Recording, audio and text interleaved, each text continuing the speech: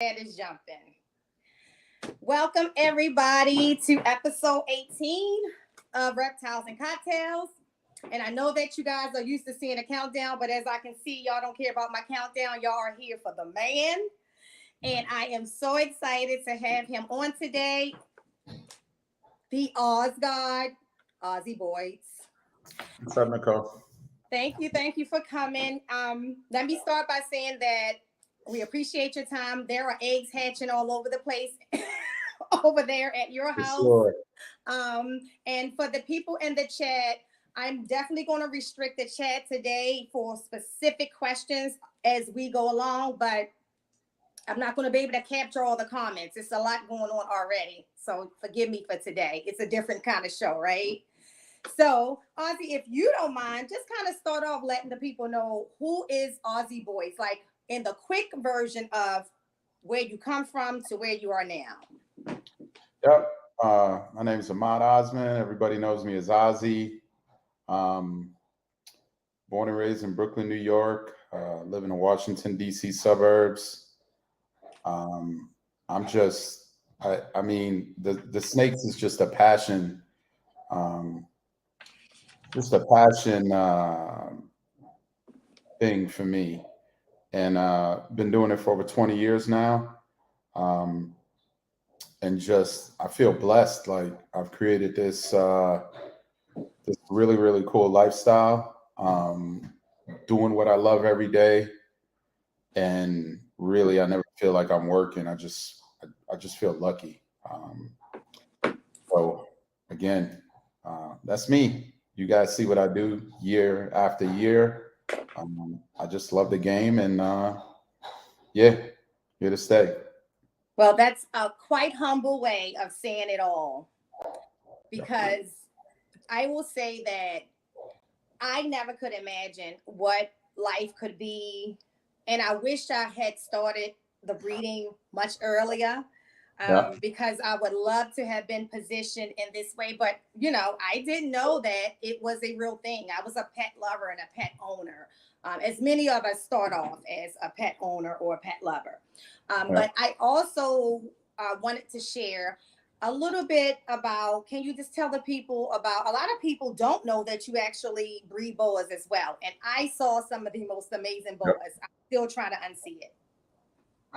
Yeah, I definitely I have a handful of boas that I work with. I've always had boas, and if you guys like, if you look at my logo, my one of my logos has a boa constrictor on it because that was my first morph, was a call strain albino. So I've always had boas, but I really got hooked with the ball pythons and focused. Decided to focus primarily on ball pythons. But yeah, I do have some boas, and I'm working specifically on some of the smaller dwarf boas, blood boas. I have some Inca stuff, leopards. Yeah, and that's what's up. Yep. Okay. Right now, you're producing some of the most amazing animals, but you always do that. Is there a morph or a animal that you haven't created yet that you would, your mind is blown every day? I get that, but would just blow your mind if it came out the egg today? Wow. Like there's so many projects. So over the years, I always start, like I have these projects, and I'll start a project and then I'll just work on it, you know, for years and years and years. And then eventually you hit that combo and then you want to take it to the next level. Some combos that I'm really excited about potentially producing in the future would be some Super Orange Dream, Hypo, Super Enchi, Desert Ghost Pieds, um, and then some Axanthic, Desert Ghost Clown combos, you know, with some different codoms sprinkled in, maybe Hurricane. Um, and I want to get my redhead clown project going. I really love what Justin did with some of the redhead clown stuff. The other day, I produced a snake that I've been wanting to produce for a long time. I think you saw it on Patreon. I think it's a super orange dream, yellow belly, black pastel, cypress clown. I think. I don't know what it is, honestly. I need to let him shed out, and I have some more clutches from similar pairings. So once I hatch out some more stuff, I'll have a better idea of what I have. But yeah, that, like, me and Robbie were over here. We were just blown away when that thing stuck its head out of the egg, and then when it crawled out, it's just like, man, it's pretty cool. So pretty excited about pretty much all of it. Right. All of it gets me pumped. So, and I think for you to be doing it so long, I know for me it's very inspiring that you still have the passion, and we talked about that. So, what would you say to the new breeders today about how to restore your passion? Well, make sure you don't lose it. Well, the best approach is to never lose your passion and to nurture your passion. So, and there's several ways you could nurture your passion. Because when you come into this game, there's people who come into this game strictly to make some money. And then there's people who come into it because they're just absolutely hooked and in love with the animals. And I believe those people who are coming at it as a passion, play, they have an advantage. So that passion is something you need to nurture. And the way you nurture that is, one, stay away from negative people, stay away from the drama. Mm-hmm. There's a lot of negativity and drama, like anything, that really can turn you off to the whole thing. Don't allow your collection to grow too big to the point to where it's stressing you out. And because eventually you'll get burned out. And I've seen over the years, I've watched a lot of guys get burned out, and now they just hate it. And some of them are still stuck doing it because the money is so good, but they hate what they do. So, I've always tried to stay small. I've always tried to just stay away from negative people and avoid the drama.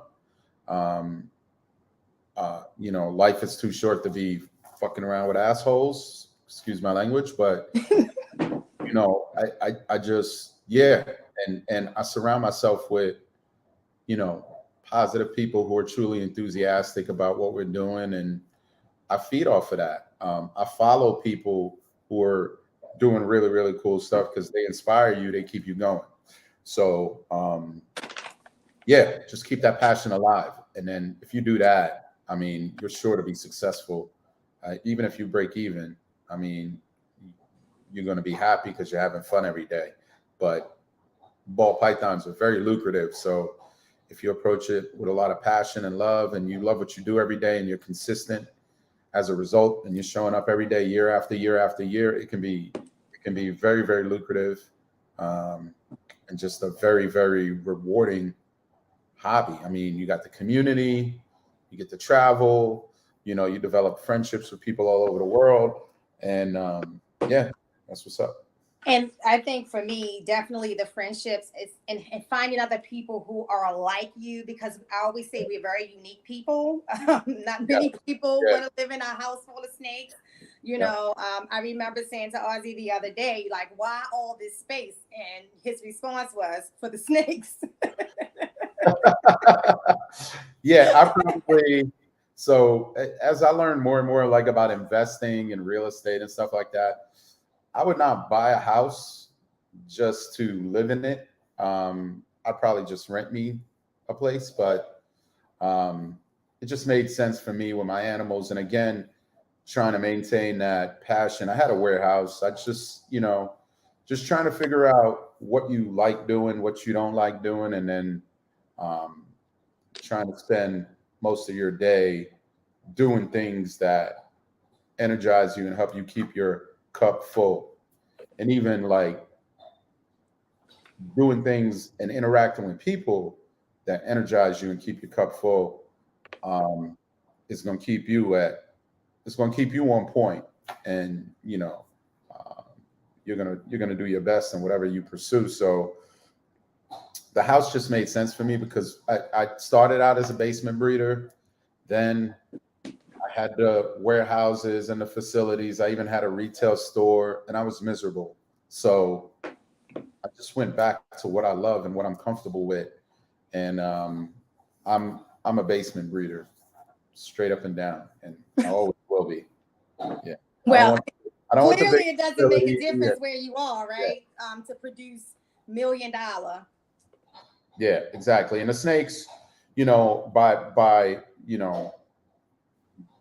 doing it out of my basement, it just, it the house makes sense at that point. Otherwise, the only real estate I would purchase would be investment real estate because I like, if it wasn't for the snakes, I'd probably up and move every couple of years. Okay. I'd go to a different state, different country, whatever.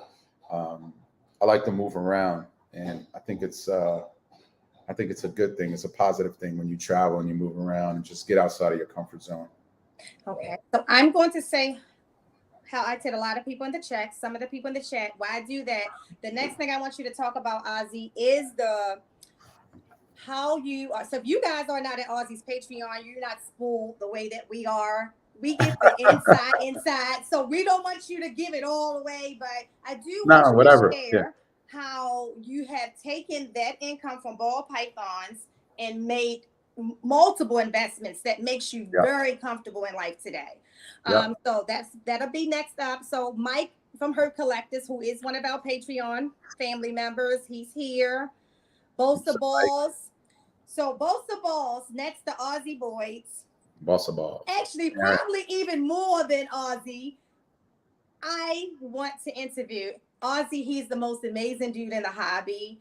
Really? He sheds love to everybody. He's not in the little cliques or anything like that. And when I say share love, the way I met Bosa is that he was sharing some of my content and I didn't even know who he was. I saw my content pop up on what's that thing? TikTok. And I was like, well, who's this? And he's like that with everybody. So what I did, my birthday is next. No, it's June 12th. So on June 11th, I had booked the show for Bosa Balls, who is camera shy and may not even show up. We're laughing. But I'm not booking anybody else for that day. That will be my birthday gift. So Bosa Balls, ahora por favor. We got AJ from FNA Balls here. Chris from BNS Reptilia. Hey, Chris. I'll be hanging out with them guys on July 9th up in PA. Justin from Pipeline Python. So do you know who Justin is, Ozzy? Do you see Pipeline Pythons anywhere? Which one is it? Python what? Pipeline Pythons. Oh, Pipeline? Nah, yeah. I'm not sure. No, I don't know. What's his last name? I don't know Justin's last name. Justin, type the last name. But he's he's an up-and-coming breeder. He considers himself new. Hit 6 Orange Dream pies last night, I think. It's something else. It was another gene in there. Justin, type it in. But he has some amazing animals, and I can't believe he considers himself a new breeder. Look him up on Instagram, Justin from Pipeline. And then we have in here, the man, Kai from Bomb Projects. Bomb! Bomb cut up some eggs last night, too. That was really dope. John from Father and Son, one of the usual suspects, my family. Got John from Recessives. No, this is actually John. Actually, Richie from Recessives is trying to figure this out. I have to help him. But John is from Father and Son, Reptiles. I know Bomb have some of your genes in his collection. We saw some of it last night. Yeah, I know Father and Sons. Yep. Alluring Serpents, Gray's Reptiles. Welcome, welcome. Let's see. Just want to make sure I'm not missing anybody before we really lose focus. Keys, the brother, the head of the usual suspects. Nothing but positive energy over there. Love you, love his wife. And let's see. There's quite a few people in here. Gershon from GP Snakes. Hey, Gershon. And there's Richie. Hey, Richie, you made it. So Ozzy is going to talk about how he took his ball python passion and the funds from it, and just invested like crazy. And then, and again, like I said, we know a lot of this, but I know some of you don't. I know I share with you guys that my eyes is open to a whole new path of life since the relationship. So Yeah. Ozzy, speak on it. So when I was working like for most of my ball python breeding career, first 17 years, I was working while breeding snakes on the side. It was just like a hobby business for me. And then when I quit my job in 2017, I start actually shortly before that, I started when I was driving to work, I would listen to podcasts, and instead of reptile podcasts all the time, I started listening to some real estate podcasts. I found Bigger Pockets and started listening to some audiobooks. Whenever they interview somebody, they would recommend an audiobook. And the one book that really clicked for me was Cash Flow Quadrant. And it was at that point I realized that I wasn't taking full advantage of the business and the income, because I was making really good money at the time, but I wasn't doing the right thing with that cash. And again, like if you Rich Dad Poor Dad, Robert Kiyosaki, the thing that they teach is, start a business and then take your profits from that business and start acquiring cash flow and assets that will generate passive income for you. And if you do that and you do that consistently, before you know it, you have more passive income coming in than earned income or money that you have to work for.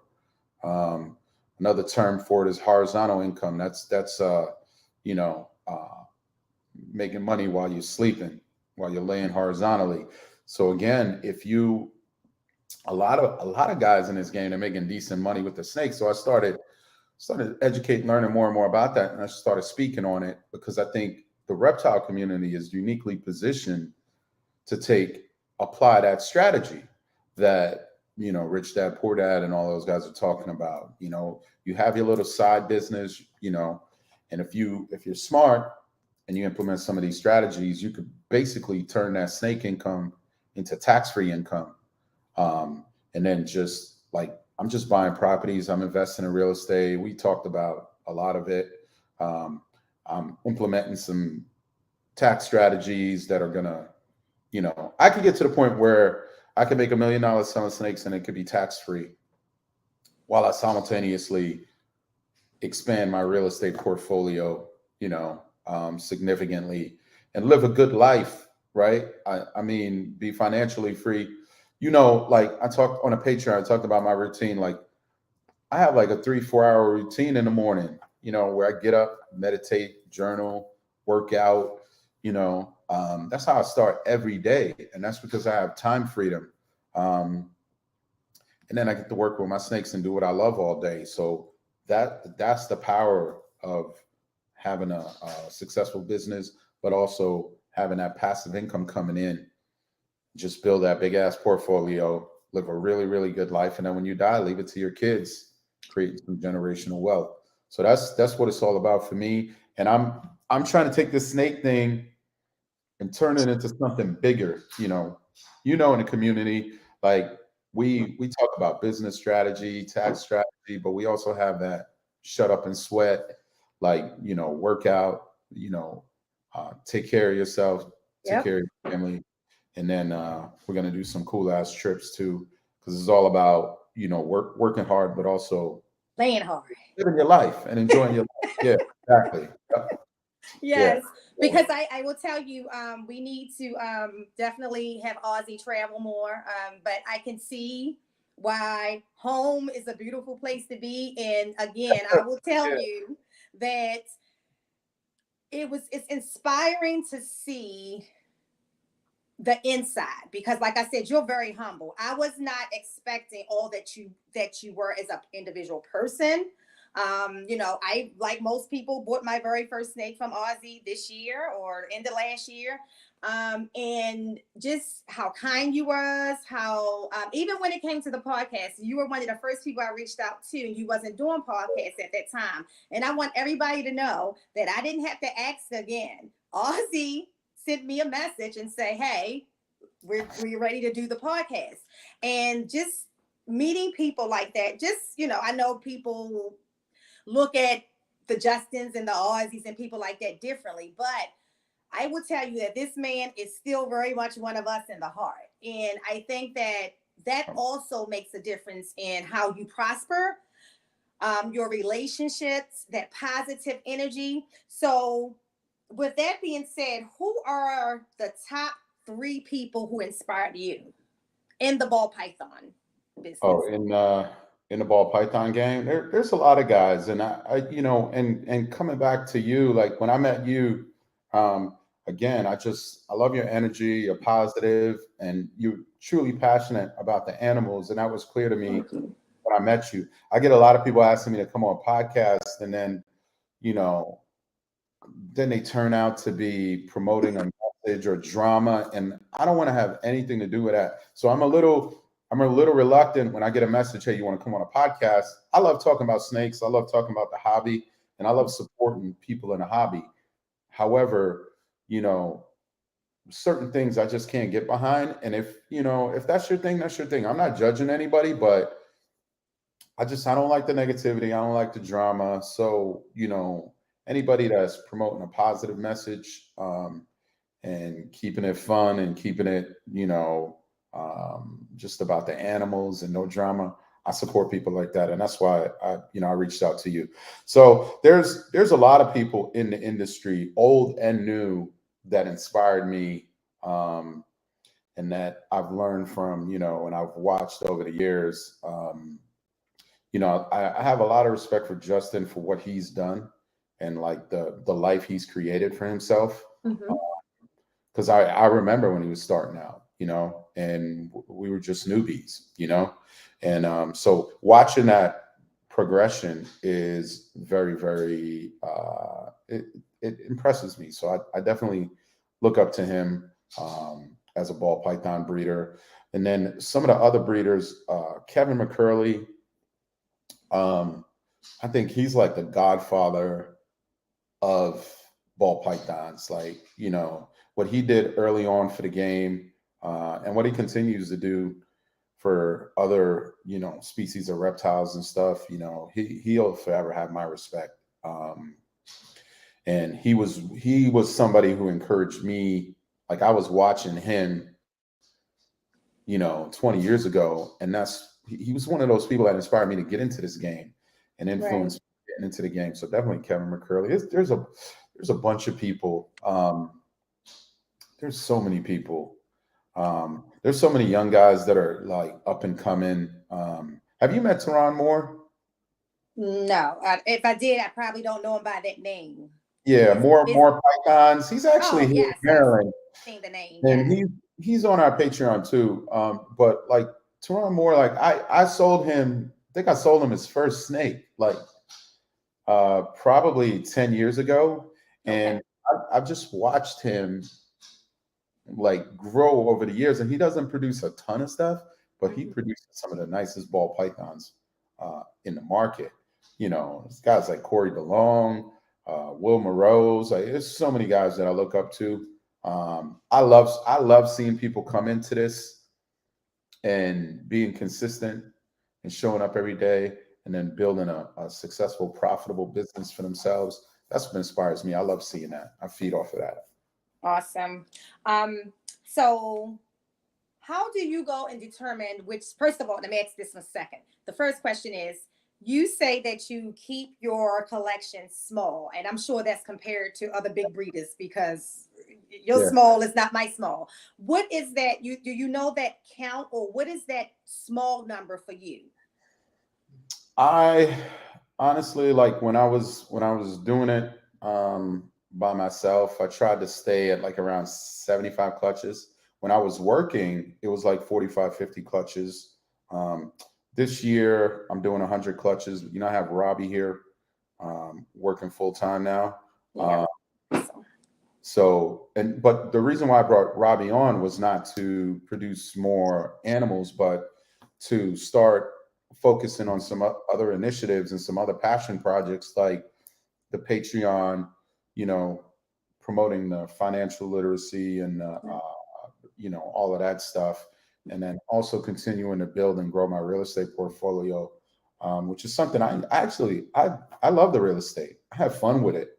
The only thing I don't like is books, and hired a bookkeeper for Ozzy Boids. I'm not quite there with the real estate, but I hate like paying bills and books and all of that stuff. That's the only thing I dislike. Every other aspect of it, I enjoy. I enjoy taking care of my tenants, interacting with my tenants. I treat them well. I treat them with respect, and they're a delight to work with. So yeah. Yeah. So I say small because I could, I have the means, I have the money. I could go set up another facility. I could do 500 clutches a year, 1,000 clutches a year, but that's just not like that doesn't excite me. That doesn't motivate me. So again, it's about how do you keep your cup full, do shit that excites you, Right. follow your heart. Don't measure yourself against other breeders. I don't measure my success based on how I compare to so-and-so. I measure my success by how I feel every day when I wake up every day. Am I excited? Am I relaxed? Am I having fun? Am I doing the things that I'm supposed to do, like spend time with my kids, cooking dinner for my daughters, working out every day? Like, money gives you the freedom to focus on the things that matter. Right. If you get trapped in the money, materialistic, just chasing that, what do they call it, the hedonic treadmill or whatever, just chasing pleasures constantly, that's a downward spiral. But yeah, so keeping my collection to where it doesn't burn me out, it keeps me excited, and waking up and working on projects every day that excite me, that I feel good about, that's what motivates me. So I'm not money motivated, although I talk about money a lot. But the reason why I talk about money a lot, because financial freedom is freedom. If you don't get your finances right, you're not truly free. Right. Let me let my crazy ass Yep. dog out real quick. He's not crazy. He's beautiful.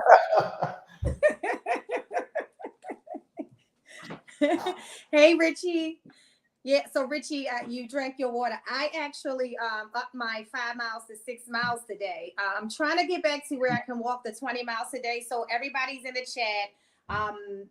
Those of you on my personal Facebook page, you know that prior to COVID, my sister, my youngest sister, had gotten breast cancer in 2015, and it was stage 3. My cousin Shawnee's, I see you in the chat. She's our sister cousin. But if you ever experience breast cancer up close and personal, and what it really does to not just the person going through it. In fact, I always say my sister was stronger than any of us.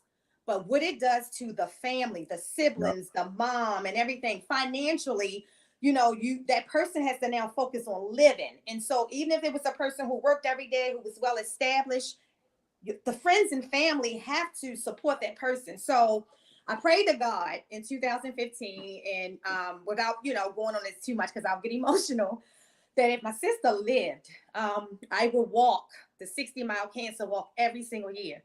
And for the last 2 years, because of COVID, I couldn't. But this year I get to go back, and I'm going back to one of the places I walked before in San Diego. So I shared that on my page this week. So my goal is $2,300. I ask people to donate, but whether you donate or not, I pay the $2,300 and I go. My husband goes with me because it's literally 20 miles a day. So I also had a surgery last year that took me out 3 days. 3 days? Yep, Okay. 20 a day, 3 days. And I didn't think I was going to ever be able to walk a mile again after the surgery I had last June. And then just one day in March, I woke up and I felt like my old self again. And I just said, I'm going to keep grinding. So I started with the 1 mile, the 2 mile, the 3 mile.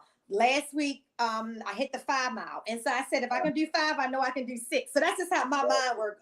Like once I get to going, it's just, it keeps going. It keeps going. So Richie, keep chugging your water.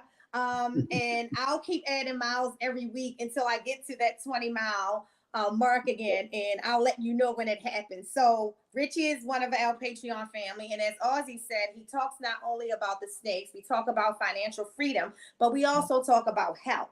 Because at the end of the day, we got to be healthy and alive to spend all this money. We want to leave it to our children, but not too soon. We want to get a little bit of it too. So yeah, so your holdback process. Now, at this point in life, you have developed and created some of the most beautiful animals the world is ever going to see. How do you go through your holdback mentality? So I try to work on as many projects. Like everything I'm breeding, I'm literally just trying to breed for myself, to produce something for myself. And I try to maximize my space so I can do as many projects as possible. If you look at my clutches, you'll notice they're all different. I don't try to mass produce any one project. So my holdbacks are designed to facilitate my upgrade method. So I did a YouTube video on that and showed people what I've been doing for the past 20 years as far as my upgrade method. And basically what I try to do is upgrade my genetics, right? So if I have a hurricane clown, eventually I want to replace it with a hurricane desert clown, or a hurricane het, a hurricane clown het desert ghost, or het VPI Xanthic, or whatever. So I'm constantly just trying to upgrade my genetics, and just take it to the next level. And when you do that, by default, like you just start to produce more and more rare animals every year, and then the value of your clutches just continue to increase every year. So it's like I'm just trying to produce these really, really cool combos that excite me, and the money is like a byproduct of that. And all of these extra combos that I make, once I get a breeding group of like 2.4 of a project or whatever, anything extra, I just sell. And it's usually really, really cool cutting edge projects, so I could get top dollar for them.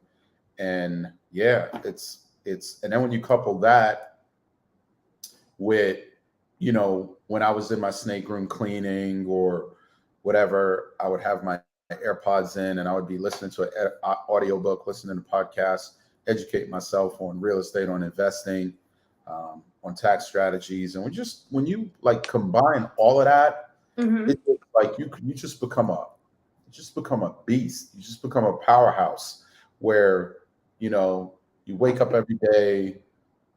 I think you got better because you have a positive attitude.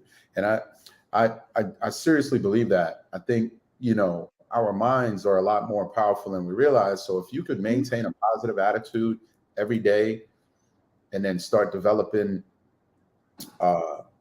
those routines, those consistent routines, positive routines every day, you'll just, everything is just going to fall into place. You'll feel better. You got to take care of your mental health, your physical health, and your financial health. So when you're doing all of that, it just starts to snowball, and you get to a point where everything is just falling into place, and just the collection is getting better and better. So that's what I do. And that's how I kind of decide. I hold back a lot of stuff initially until everything is done hatching. And then I go through those holdbacks, and it's usually more holdbacks than I want to hold back. Okay. So then I just go through and I start to eliminate redundancy. I'm like, okay, I have 5 of these. I don't really need 5. So I'm gonna peel off 2 and sell 2. So that's basically the approach that I take. Okay. Yeah, my dad was really big on, and I shared with you that, my dad was successful in everything he did. It was mind over matter, right? And everything he did was for his children. And, we were very young, growing up in the ghetto, but my dad owned like 3 boats, It was like everything, his mentality was Scared money couldn't win. That was one of his quotes, you know. And then you got to spend money to make money was another thing that he would say. And so when people ask me, even when I decided to breed ball python, someone said to me, like, you know, you're going in that hard, you know, and I don't know no other way to go. You know, if you have it, and to do it comfortably, and it's not, as my husband say, taken away from the things that matter, like your mortgages and things like that. I wanted to position myself so, because I'm 20 years behind Ozzy, because my mama and them didn't tell me snakes could make me money. So I wanted to get just a little ahead in it so I can be successful a little bit sooner. But I do say that you inspire a lot of people, not just on the ball python thing. So Allurin asked the question. She says, "There a Discord for Patreon?" And it is. There's several. I think we got 3. It's the real estate one, Ozzy, right? The Yeah, share it's your all wins. yeah, it's all one Discord, but then there's a lot of different folders Okay. in there. Yeah. Okay. So yeah, so it's I can tell you that the 3 that's jumping every day is the real estate, the share your wins, and that's the one where, you know, we just share your wins in the breeding process. I like to see other people win because it's inspiring to me as a new breeder, Yeah. and this new breed is producing some really good stuff. Yeah. There's other females, you know, in there that's very inspiring to me. And then the shut up and sweat. That's one of my favorite. Right. Yeah. Every day. So we literally, it's a mental focus to wake up, get a routine. You know, everybody who knows me, the exercising part was always a part of my life until, you know, medical tried to take it away. So when you get it back, you won't stop. But I can say to everybody that a big part of your mental stability is exercise. The endorphins that actually produces when you mentally say, this is going to be my routine of exercise, and it doesn't have to be weightlifting. Like I tell people, I lift retics. I don't lift weights, but I can aerobically outdo a lot of people, include my husband, who's supposed to be in shape. I am better shape. But yeah. Yeah, so that whole like share your win thing, that whole thing, that's a psychology play. Like if you know, you hear people talk about gratitude all the time, and it's like sometimes you gotta, one, don't compare yourself against other people, but you know, look back at where you were yesterday and where you're at today, and then celebrate those wins. And when you do that, that helps to maintain a positive attitude. And when you have that positive attitude, you can overcome all of those obstacles and issues that you're gonna encounter. So that's what that whole thing is about. It's important to just celebrate your wins and be thankful for what you do have, rather than focusing on what you don't have. You know, there's a quote from Zig Ziglar that I like, and I think it goes, hopefully I don't mess this up, but it's like your input determines your outlook, and then your outlook determines your output, and then your output determines your future. So again, what are you inputting in your brain every day? And that's why I like to journal. I like to just have that gratitude check and just take a step back and like look around me and be like, man, look how far I've come, and remind myself of that every day. You know, I grew up in the hood too, from Brooklyn. You know, in the 80s, it was rough to where I'm at today. So, you know, did I make a lot of mistakes? Yeah, I made some mistakes along the way, but I overcame those mistakes, overcame a lot of obstacles to get to where I'm at today. So you gotta celebrate your wins, and you gotta have that gratitude. Now, legacy. I always say you have to prepare for that moment or that day. Nothing is promising, and nothing, you know, we don't know. Like our moment can be any day. The girls, are they prepared to take over Ozzy Boids today? Or what does that look like for them? Yeah. Would that be their passion?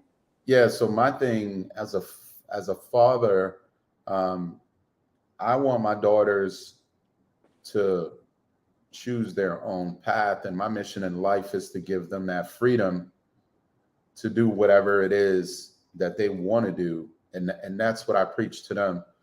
But they definitely, they work for me. I make them work, and they get paid. They have retirement accounts, 13 and 16. They already have retirement accounts. You know what I mean? Roth IRAs too. So when they start pulling money out of those Roth IRAs, it'll be tax free. So I'm not trying to force my will on my kids. I want my kids to live their own life, and I just want to give them freedom to pursue whatever it is. If they're passionate about the snakes and they want to do the snakes, I support that 100%. But I don't want them to do the snakes just because it's good money. Again, I just think, you don't want to become a slave to money. You want to do what you love every day, and the money will be a byproduct of that. So, agreed. So that's the whole legacy thing. And honestly, I think my biggest legacy would be how many other breeders can I influence? I get people that message me and say they started breeding ball pythons because of me, stuff like that. For me, to me, that's a lasting legacy right there. So the whole Patreon, coming on this thing, talking about the financial literacy, trying to encourage people and inspire people, like that's just a whole nother level of reward that's coming from this snake thing, this passion project. Yeah, I can remember being, first of all, I'd have never known, because you think when you see people, you assume that because they are this place in life that there has to be a bigger age gap. So I didn't realize that we were that close in age, which just, again, I could have been doing this. So with that being said, what is definitely inspiring is I can remember 15 years ago saying I would never be able to afford a snake from Ozzy Boids. And so like walking, so I had to really get myself together, walking through the threshold in your house. And I think I told you that, like, it was just like, it was magical. It was the same way when I went to Nerd, because these are people who to me were, I don't want to use a celebrity, right? Because that's not the word, but it was people who I admired so much and inspired to be like in one way or the other.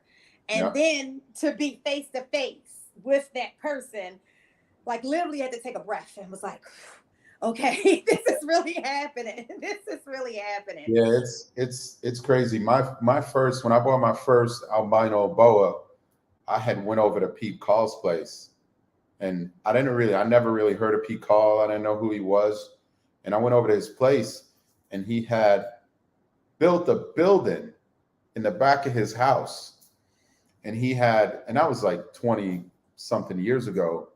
He had like heated floors, and he had room after room after room just filled with beautiful snakes. That shit blew me away.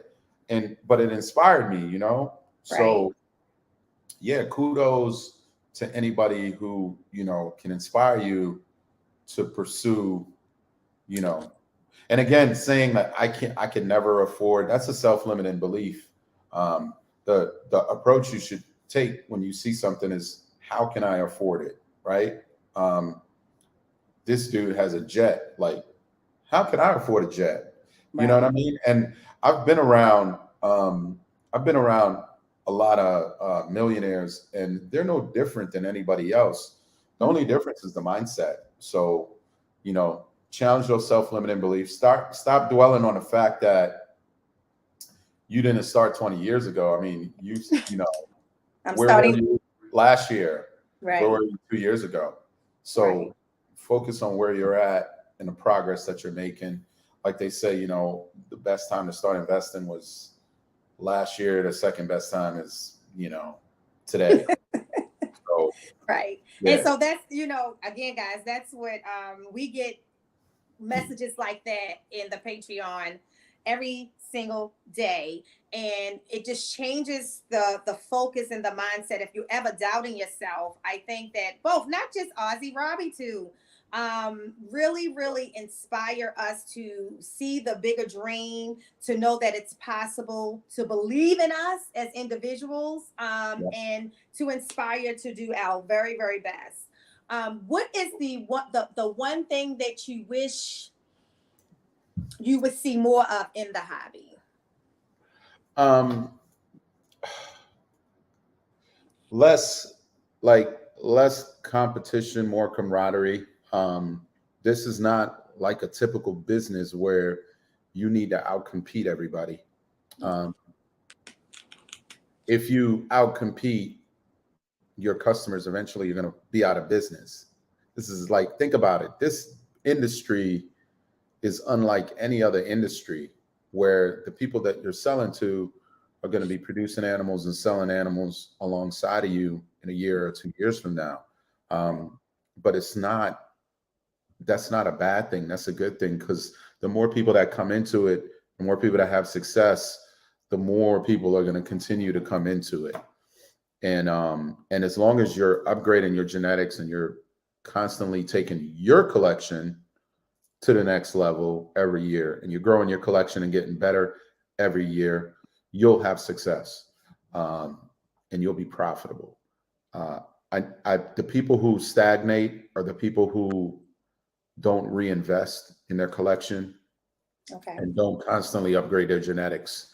They produced a bunch of animals and they were selling for 10 grand. Like, oh, I'm gonna produce, 30 of those next year. When you start taking that approach, eventually those $10,000 animals are gonna be selling for 500, and you're still gonna be producing the same crap. And then you'll fall behind. So it's all about trying to be a boutique breeder, produce really, really cool, hard to make combos, and constantly upgrade and improve your genetics, and measure your success against where you were at yesterday and where you're at today, and then celebrate your wins. Don't measure yourself against somebody else. And it's the same thing with working out. It's like, how can you push yourself 5 miles, 6 miles? Focus on you. Don't compare yourself to everybody else. And that's a problem that we have with Instagram and social media and all of that. Everybody is like trying to show how amazing their life is, and there's a lot of crap that you'll see behind the scenes. So you really just need to focus on you. Right. So, what is the next thing that, and that this away from the ball pythons, personally for you, what would be that next step for you when you look back to last year and say, I've evolved? What is that? Outside of Well, the girls, because I know that yeah. you always want that come first. Your children and your children prospering will always come first. But for So you, I'm at a stage in the game now where, um, like my progression is set. Like my strategy is in place. I'm implementing. I'm executing. So now it's like, how can I influence others? Um, so that whole theme, this year's theme, is just around empire building. How can I um, find other people, grow with them, while simultaneously helping them grow? And that's why I created the Patreon. Like the Patreon, yeah, it generates a few $1,000s every month, but it's not about that. Like I can match that money with one solid clutch of eggs from a really, really cool combo. It's not why I'm doing it. right? Um, uh, so again, it's like, how can I influence others to also have some success and grow their wealth and achieve that, financial freedom. So that's what it's all about for me at this stage of my life. So, bringing on Robbie, like the Patreon. What I want to do is I want to start doing these annual masterminds where Okay. we can get together, you know, some bucket list type trips, but also incorporate some education into it, some workshops, and just bring people together. And just, I want people to come to these events and then leave super, super inspired, super pumped. and just excited to, go back home and keep grinding. So that's the goal. Okay. So I remember Keisha Keys, Terrence Keys' wife, plugging in her social media talents. And I heard you say that you're not ready, but everybody knows I'm in the real estate world in a different way. I'm not investing yet, but technically You I am. are. You are. I You got passive income. Don't lie. So technically I am, but I definitely want to do it on another level. But so I'm gonna plug myself. When you are ready for someone to just come and manage and do the books, you just let me know. That's Especially with the property management thing. So we've been talking about one of the things what I'd like to do with the Patreon. I think what would be really, really cool is if we get a group of snake breeders coming in together and doing some joint ventures, creating an LLC and taking down some shopping complexes or buying an apartment building or whatever. So definitely condo conversions, whatever. $1 million Airbnb, luxury Airbnbs. There's a lot we could do. Co-living is another thing. So yep. I think that'd be really, really cool if we could start pooling our money and then taking down some multi-million-dollar investments. That'd be awesome. Awesome. I would love And to. Justin's last name is Cox. Justin Cox is Pipeline Pythons. Okay. I know now, Justin.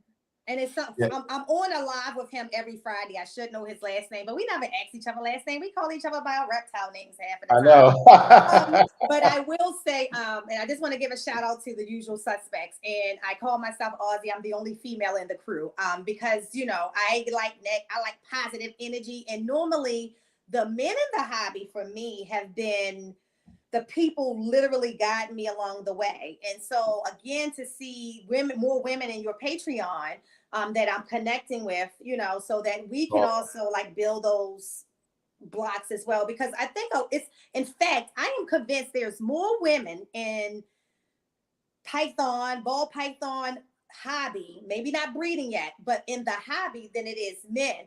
But we just don't know how to boldly come out on the platform, right? Yeah. And I think that it's just literally inspiring. Every Friday, I don't leave the house on Fridays because I hang out with the usual suspects on the live. But what they do also, last night was amazing.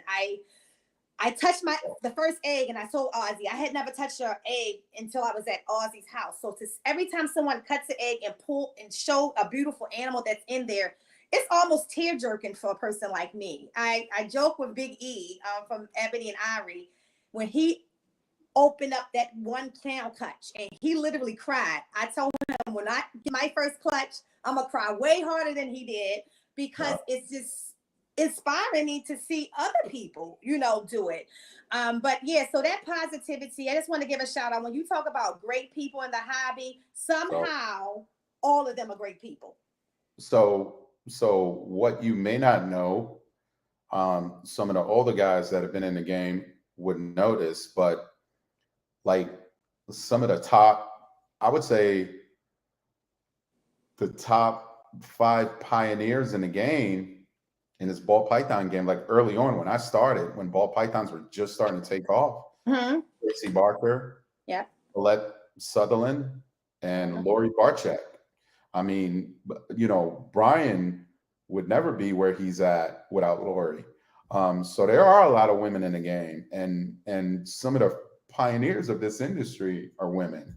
And they've kind of taken a step back now, but yeah.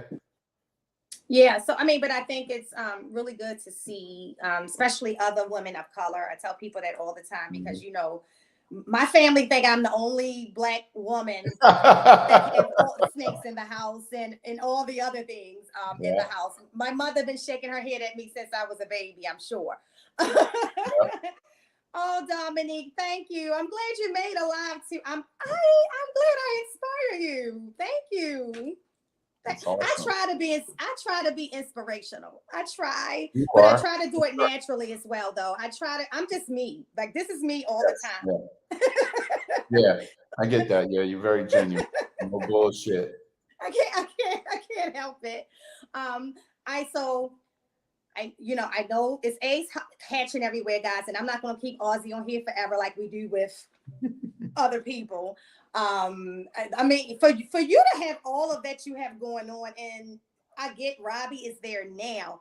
You maintain it so well, and I mean, even knowing where each snake was, I thought that was impressive because I don't ever want. And I think I said this to you before. I always want to be passionate about it. Like I can wake up in the middle of the night and just come down here and just open up every drawer, just because, like just Yeah, because. yeah, Every time I come home from work and I walk into my home, I walk into a little girl's dream that I created for myself. And I have a very supportive spouse who is terrified of all this stuff that I have. But he allowed me to literally, because like you, yeah. I don't have babies running around here. We bought the No, house because we wanted me to be able to have the space to do the things that I really wanted to do. that's Um, awesome. It'll pay. so It'll with pay for the house.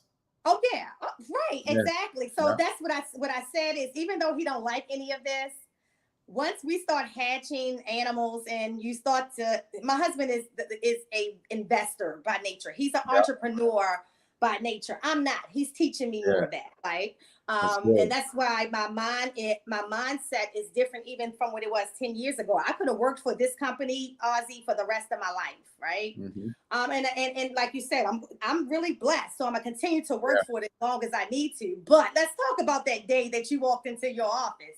Was it like I quit, or it was just yeah. It was. They hit me with.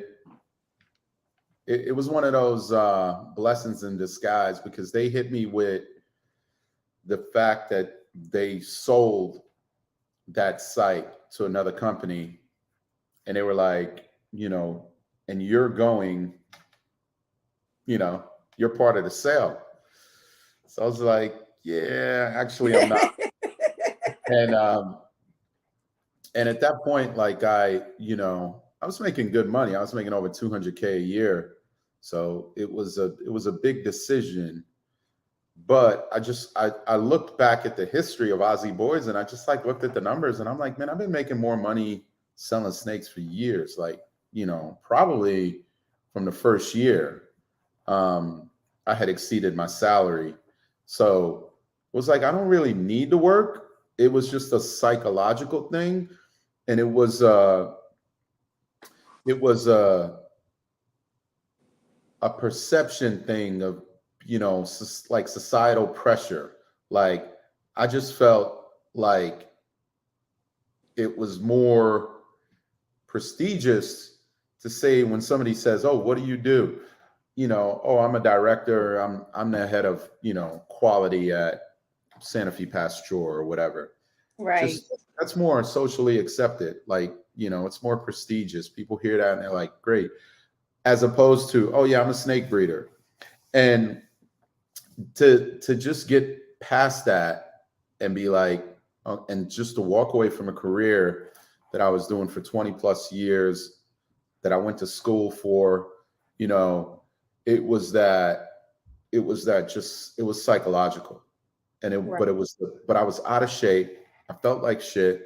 I was dealing with a bunch of office politics. And as I moved up, to director level, the higher up you get, the more cutthroat people are. And executives in corporate America, they're cutthroat. They're on some gangster shit. It's like, and I grew up in the hood, so I've been around you can gangsters, peep it. You and, can and I'm like, these people are the same. They're cutthroat. You know what I mean? Like they've lost their humanity. So right, like working on the manufacturing floor, like working with people who are actually physically working, the mechanics, the technicians, they're cool as shit. People are down to earth. When you get up to that executive level, they are cutthroat, devious, will throw you under the bus in a heartbeat. So I was like, do I really want to do this, for the rest of my life? I was overweight. My back was hurting, sitting at a desk all day. So I just quit. And I remember They were trying to get me to stay, and they were offering me bonuses, and I'm like, yeah, that's a clutch of eggs. Like, I'm good. Like, I don't need it. And the HR, I remember the HR lady was like, "Are you sure? Are you sure?" I'm like, "Oh yeah, I'm positive. Like, I'm out." And the crazy thing is, I was worried about losing that income. Um, but actually, my income just exploded after I quit, because now I started to like exercise more and take care of myself. I started to meditate. Like, I started to invest in real estate. And what happened was I was just happier, more productive, more positive, and my income just exploded. My net worth exploded. So not Right. only did I make up for that missed income, I'm like blowing those numbers out of the water now. So again, it's all psychological. It's a lot of self-limiting beliefs, and worrying about what other people think. Like, you know, that was holding me back. I should have quit a long, long time ago. Yeah. And that's, you knew when that was the right time, because we talk about this a lot about what each individual one of us, what we want to do. Do we want to, make this a full-time business? Do we not? Like, again, I think to make it the reason why it's successful for you though is because you have all these other investments. So for me, I think that yes, you can make a lot of money off snakes, but to have that sustainable lifestyle and what we talk about, that generational wealth, because I want my Yeah. grandchildren to never have Yeah. to work for anything. I know everybody want to do differently with, like, my children, they can always work, but my grandkids, I want them to get educated. But I Yeah. don't want them to have to worry about having a job per se, unless it's Yeah. related to the type of business they create. Hey Reggie, so that's another person that I absolutely admire. In fact, I particularly picked the picture for our thumbnail with Reggie's Urban Jungle shirt on that you were wearing, because I just respect Reggie so much. Oh, Reggie. Yeah. Yeah. Reggie's And good too. Reggie's in my corner. Like, Reggie is a person that I can send a message. Hey, look at this on a sonogram and tell me what I'm looking Yeah. at, because I don't know. And he's just like always so, Yeah. like Always. this. Yeah. And He's got one of the those. best Yeah. He's one of the positive branding out there. guys. Yeah. Reggie has the best branding out there. So I'm going to ask anyone, hey Shamir, in the chat, so we can let Ozzy go about his very busy day. Hey Iron Dog, hey Chris, God bless you. Every time I see you, I'm gonna say that. I'm not gonna say that enough. God bless you, and I hope that you're having a great day today. Um, and No. let's see. Profit. Okay. So if anybody have a specific question for Ozzy, you guys, I'm gonna give you 5 to 10 minutes to put it in the chat and get those questions answered for you guys, and then we wanna, let Ozzy go back and finish showing some of those amazing eggs hatching in Patreon, because y'all don't get the exclusive unless you're in Patreon. So if you don't know that, in Ozzy's Patreon, we get the exclusive, even the holdbacks. We get to see the amazing holdbacks, but we also get first dibs. And my group, the usual suspects, hear me say this all the time. I don't care how much the steak costs. I'm going to get blessed when I purchase from Ozzy. So I'm going there most of the time if the animal I want is there. Like, a lot of my black pastel and my Het Desert Ghost came from Reggie and a couple other breeders. But anything that's just out of this world, normally I'm on your page, or I recently found Marcus Jane page as well, and we talked a little bit about that. So I definitely want some animals from him as well. Yeah. I gotta tell him about that. Yeah. Next time I talk to him. Thanks for reminding me. Let's see. Hey, Kevin, thank you for coming through. And so many comments. Look, I can't keep up with all. Okay. So Keith said positive energy and thoughts bring positive results. So here we go. Lauren said, how do you price snakes when there's no market to compare to? That's a good one. I think I asked you that before. Yeah. I look for similar genes. Like if I don't like if I have a Mojave clown and there's no Mojave clowns, I might look to see where a lesser clown is priced, something similar. And then sometimes if it's a really, really cool, really, really rare snake, I just basically ask myself, like, well, what is it going to take for me to pack this snake up and ship it? And the best snake to produce is the snake that you're willing to keep. So I try to produce stuff that I'm willing to keep. And I'm like, if it sells, great. But if it doesn't, I don't mind keeping it.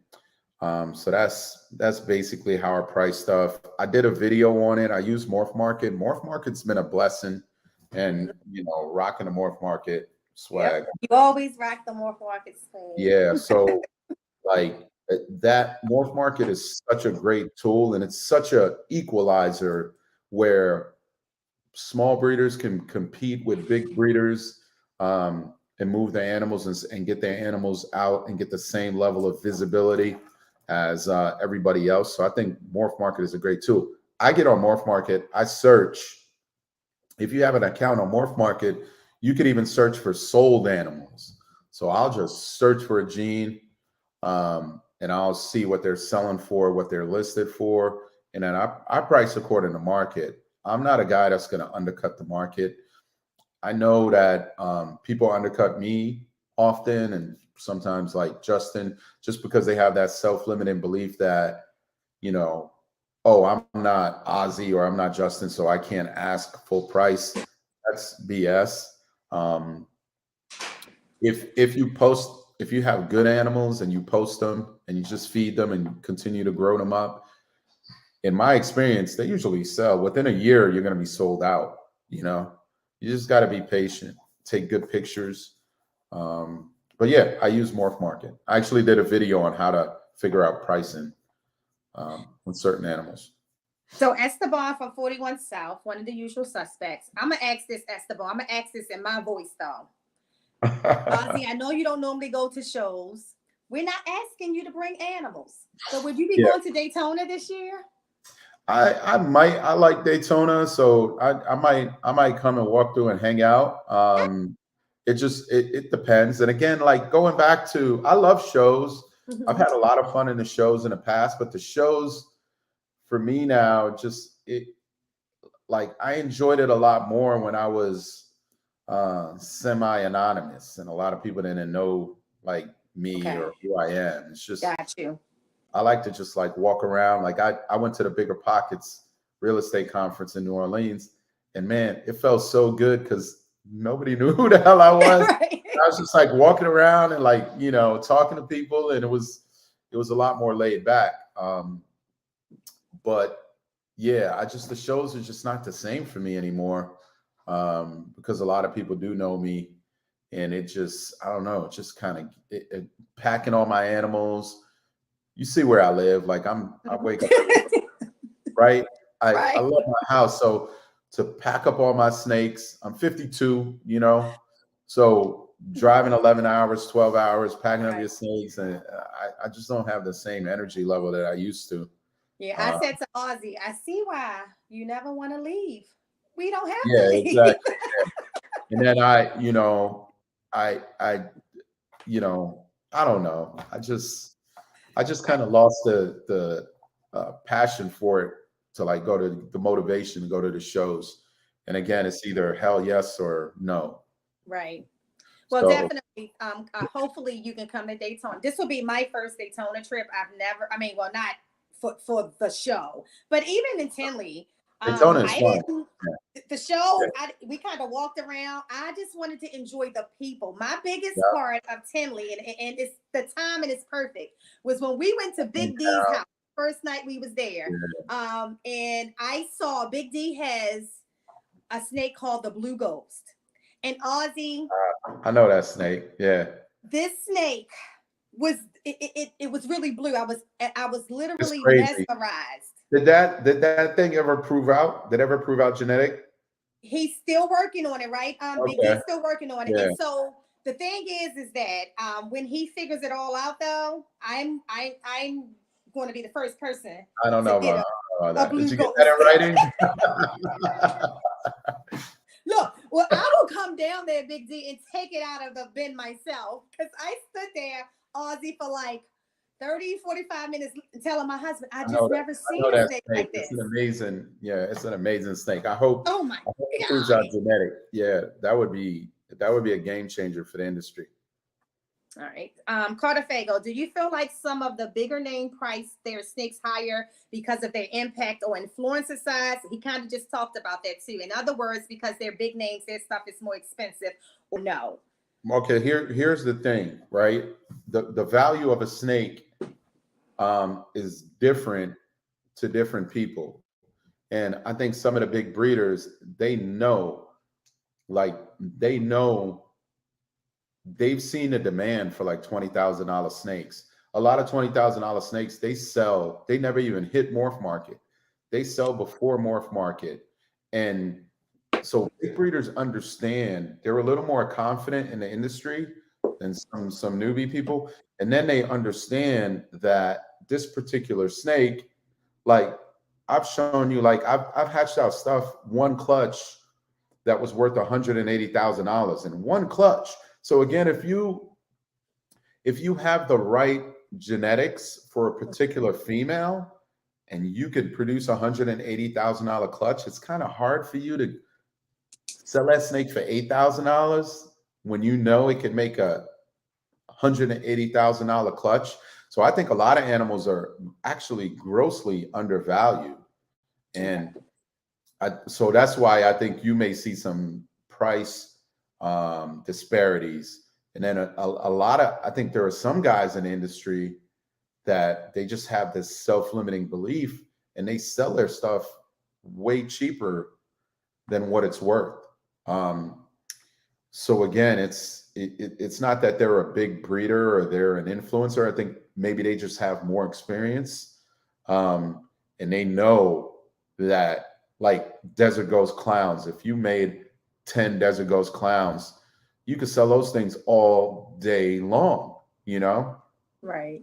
So, some of us in the game, we know, like all my Orange Dream Desert Ghost Pied stuff, like the stuff that I sold, none of it went on Morph Market.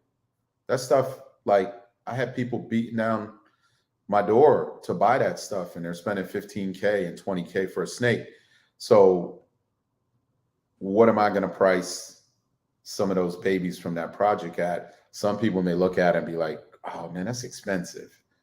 But when I'm hatching out, $60,000 clutches, I don't think $7,000 is I don't have a problem charging that money because I know if you follow through, it's a really good investment. You're going to get a good return on your investment.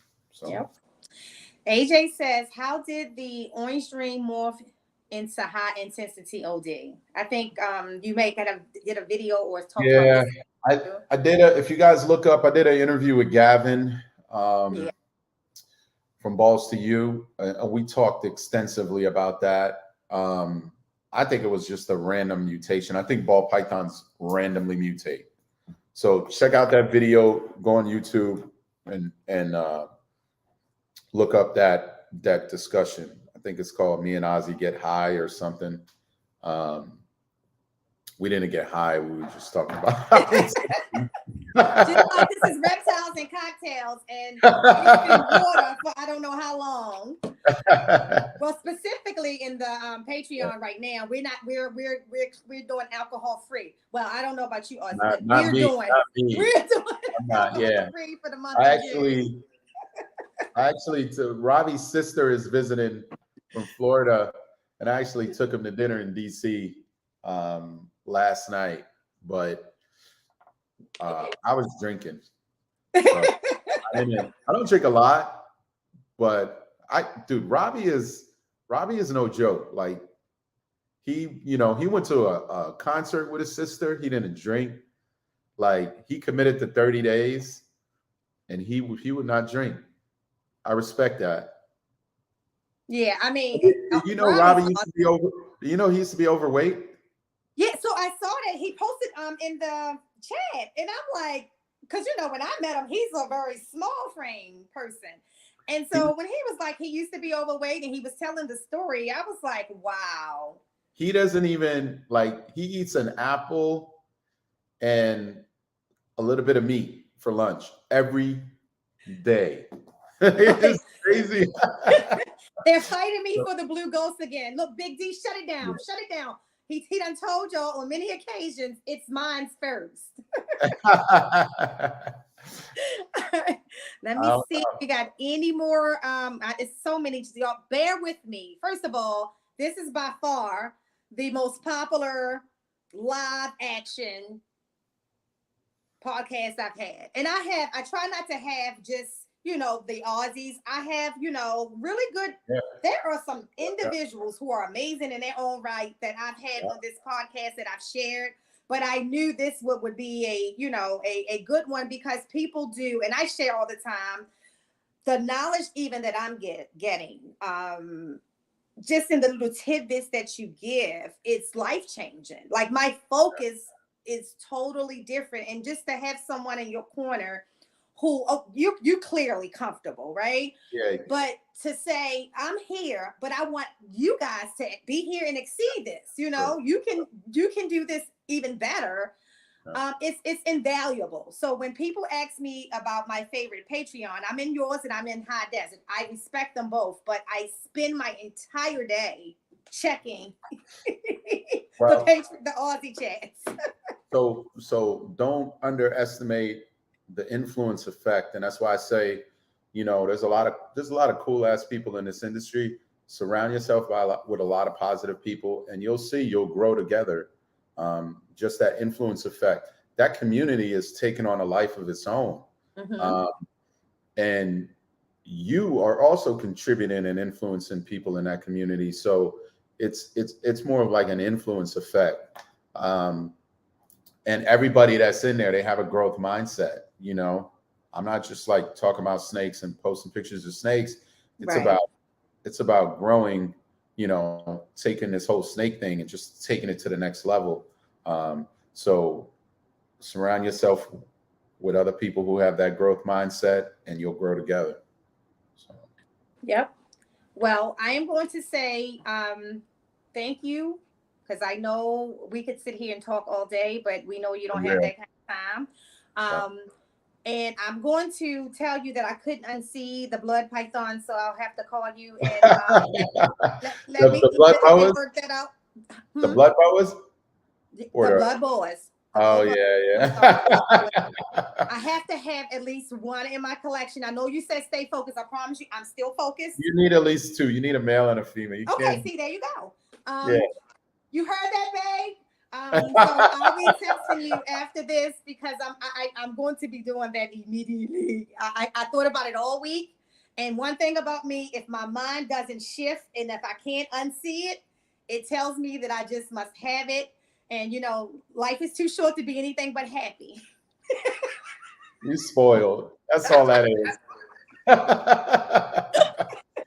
Lemon oddities, thank you. First of all, thank you everybody in the chat. Yeah, Big thanks for coming D out, is guys. the person who has the blue ghost. I think Cordofago asked that. You can go on his Instagram as well, Big D Pythons, and you can see it. But I will also say for you guys who are not familiar with Ozzy's YouTube, some of the videos, specifically the ones that Ozzy was posting about a year ago, or talking about some of the things he's talking about today. I will also say that you should join the Patreon because you're getting exclusive information. And like I told people, I don't just spend money to say I'm spending money with Aussie Boids. I spend money because it's of value to me and my growth in what we're doing. So I'm not paying to just be in a Patreon with Aussie. I am paying for all the wealth of information that we are all getting in there, solid information that we're getting from other people in there as well. And I share what I can with you guys. I don't share none of the good pictures, the behind the scenes pictures, because I'm not that girl. I'm loyal. If it says behind the scenes, it's behind the scenes. So you won't see any of that. But I give, especially the usual suspects, I share, little tidbits of how we can all take those steps towards financial freedom. And not just that. I think that there's something to be said for your humility even today, Ozzy, because again, you are I know it's your life and this is what you worked hard for it, but a lot of people forget where they come from. And you are so much still where you come from, you know, far as the grounded part. Now, I know it's not Brooklyn. I know you're not getting in the trouble that you used to get into. We talked about that. I don't want to get in the trouble I used to get into either. But I will say that it's so good to be able to feel comfortable enough to just send a message and get a reply. And it's not always just based on I'm buying an animal. And I say that, yeah, you know, a lot of people think that's what it's about, and it's not just about that. For people like yourself, I'm sure there's other people that's how they roll, but that's not how Ozzy Boids roll. And if you know me, you know that I just really kind of cling on to good people, you know, good spirits. And a lot of you guys in the chat are those people as well. Sean, thank you for coming through. Richie. That's right. Yeah, Ozzy's Patreon is rock solid. I'm following Big D's Python, so the competition is wait on. A minute. Let's have a negotiation now. Big D, mine is free. Don't let Ozzy outbid me. Mine is free. I appreciate you so much, Ozzy. Thank you so much for coming through. And guys, feel free to share this. Again, it's information that everyone can use. But check out YouTube. Ozzy is, of course, Ozzy Boids on Instagram. Ozzy Boids Patreon. If you're not in it, I'm going to tell you, it's worth more than you could ever pay for it. So thanks. Shout out to Robbie. Hope he's enjoying his family while they're here. And tell him I said hello. And I will be messaging you soon about my boa. All right, guys. Thanks for having me, Nicole. It was fun. Yeah. So I'll see you soon. All right. Peace. All right. Take care, guys. Bye. Bye-bye.